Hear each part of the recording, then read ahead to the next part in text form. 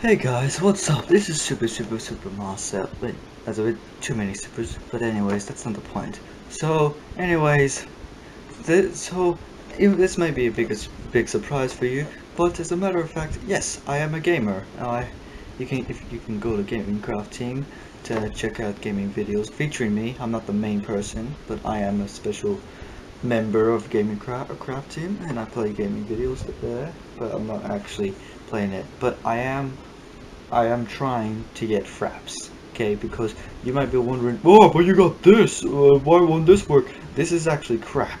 this does not work on my computer whatsoever.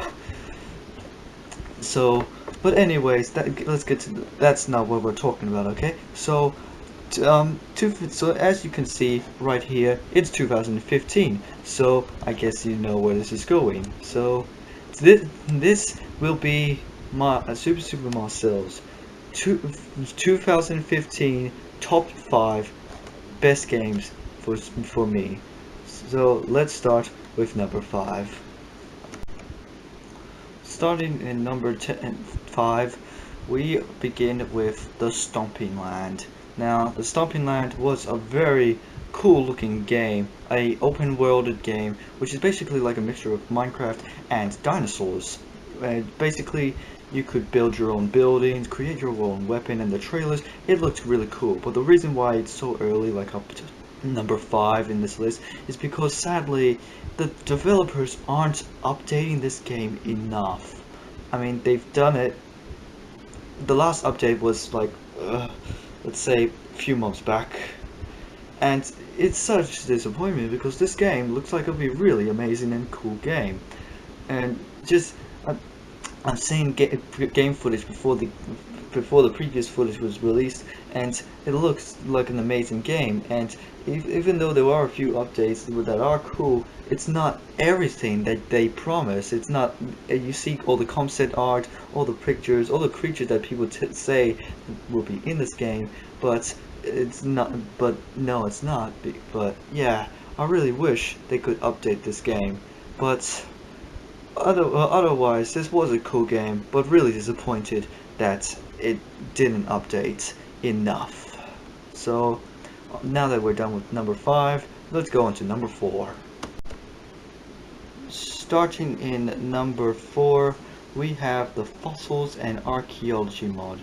And the reason I love this game is because basically it's this game was the Fossils and Archaeology mod itself wasn't actually made in 2014, but actually was made in previous years. But the reason why this is not on this list is because this is the revival. This the actual Our Fossils and Archaeology mod wasn't getting any updates for a long time. So the developers of the game eventually just thought, you know what, let's bring the game back and let's bring in more things in it too. So that's what they did, and they brought in more things. They brought in more dinosaurs to create, more mammals to create, and just yeah, and more blocks, more special buildings you can find. Yeah, but the reason why I love this game is because Minecraft is already a really good game because you can just be really imaginative and just create whatever you want. But imagine your creativity with the power of dinosaurs. You could create your own Jurassic Park, or not even just the Jurassic Park. You can make a military pterosaur station, or a mammoth farm, or perhaps a Triceratops slavery, or a T-Rex battle arena. And your just imagination just can't. It's just endless, and that's why this is a really good mod. And I just love dinosaurs, and yeah. So now that we're done with this one, let's move on to number 3. Starring in number 3, we have Five Nights at Freddy's 1 and 2. Both of these magnificent games came out both at the same time. And in case you don't know, Five Nights at Freddy's is a horror game where animatronics try to kill you. And I'm kind of like horror games, but this horror game was just magnificent. I mean, the jump scares just are just really cool. But the reason why this horror game is really good is because you feel like you're gonna die at any moment. That's what the feeling of this game makes you feel. It's just you know you're gonna die, but you don't know when. And when it does happen, your heart stops. I mean, eventually you eventually just don't get you just get used to the jump scares, and they're not as scary, but they're still damn scary, and it's just so suspenseful. It's just so easy to just get really just it's so this game makes it really easy for just something to go wrong. You just it's a master of making you panic basically. Just you see one animatronic, it's really close to you, you panic, you don't know what to do, you turn off the close the doors, and then that turns off the power, and then Freddy kills you. And Five Nights at Freddy's 2 is no different. In fact, I dare say that Five Nights at Freddy's 2 is actually harder than Five Nights at Freddy's 1, and makes you more suspenseful and makes you panic even more, because it's a very wonderful expansion to the first game. And instead of like four, technically five animatronics chasing after you, you got now 11 animatronics to worry about.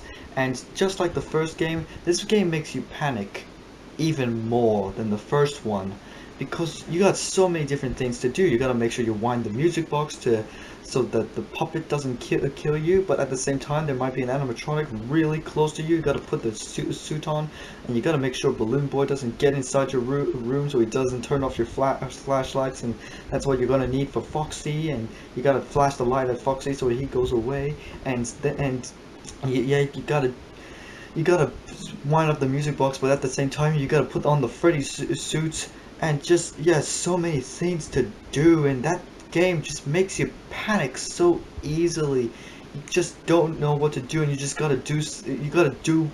Your instincts just tell you you have to do this, but before you know it, you're dead. And then one of the animatronics kills you, and just this horror game, Five Nights at Freddy's 1 and 2, is just so magnificently good as a horror game. So that we're done with that, let's move on to number 2. Number 2 is Far Cry 4, and I just love Far Cry 3, and for this game to come out, it's so awesome. It's just you get to go around and you have so many things to do, and you could do side questions or side missions, or you could just do the main missions, and you just instead of like well, you got so many in Far Cry 3. It was based on Indonesian islands. So now in Far Cry 4 you're in an Asian country called Kirat, and you're RJ Gali, which is a man who has to spread his ashes to his mother's ashes in Lakshmana. And I love Far Cry 3 because of so many different reasons. Okay, so the missions and the expansions is just wonderful. It's like unlike Far Cry 3, just randomly a little mission can just pop out of nowhere, like you gotta rescue the hostage or help the rebels fight against the the royal army. And yeah, and also another thing I love is that I really love how Far Cry just creates their main villains. I love the performances, and not big surprise, I love Pagan Min, and I love the actor himself. Have a lot of fun taking out the outposts, and I just have a lot of fun just going like, right, I want to do this, and then I'm going to see what Reggie wants me to do, and then I'm going to take care of this bell tower. And just so many things to do. You can just do hunting missions, like hunt a rhino. Yeah, it's just so magnificent of a game. And I can't wait to see what Far Cry does in the future. Far Cry is actually one of my favorite first-person shooter games of all time. So yeah, this was a very cool game. And just also you gotta collect plants to create medicine and kill animals to upgrade your wallets and your ammunition bag. And just, yeah, Far Cry 4 was a very good expansion to Far Cry 3, and I can't wait to see what Far Cry does in the future. So now that we're done with number 2, let's move on to the ultimate game of 2014, on to number 1. Alright, on number one on the list, we have The Walking Dead Season 2. And this was a very fun and cool game. I really enjoyed Season 1, and I played through the whole way of Season 1, and played the whole way through Season 2, and The Walking Dead was just so wonderful of a game. I don't blame people to nominate this game for Game of the Year, because it earns that title, Game of the Year. And this game, and just so you received so many choices in this game, and sometimes the choices just you the choices lead to, well,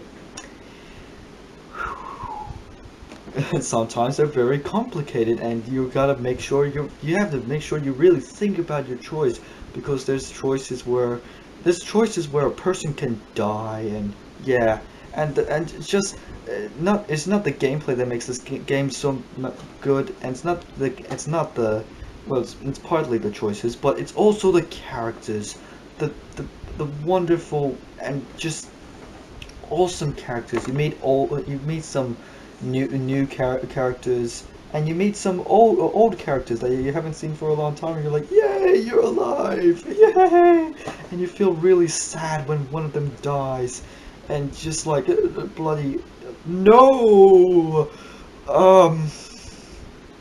Bob is dead. There's not actually a person named Bob. I'm just trying to think of a person I'm just trying to think of a name that isn't spoiling The Walking Dead. But yeah, this was a very fun game. The character development is just, for every character, is just wonderful. You feel sad, you feel happy, and yeah, that's what this game does well. And the choices, you gotta make sure you do the choices very well, because there are some choices where you can die. And there's also, unlike the first game where the choice is just easy for me, I just go like, oh hell no, I'm going with this choice, no, hands down. But this game, the choices really make you think about it.